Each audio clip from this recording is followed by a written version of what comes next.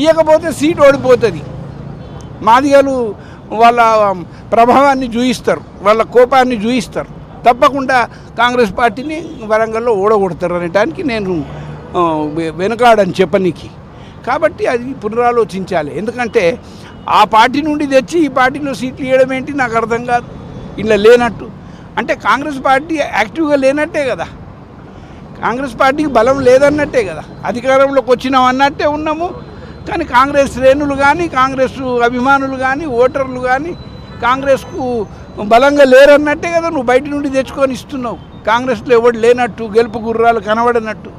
కాబట్టి ఇవన్నీ తప్పులు జరుగుతున్నాయి, పార్టీ నష్టపోతుంది. కాంగ్రెస్ పార్టీ అధికారంలో వచ్చింది, అది తూతు మంత్రంగానే ఉన్నది, తుమ్మితే ఊడిపోయేటట్టు ఉన్నది ప్రభుత్వం. దాన్ని చక్కగా కాపాడుకోవాలి. అంతేగాని ఇష్టారాజ్యంగా పోయి నడిమంత్రం సిరి వచ్చింది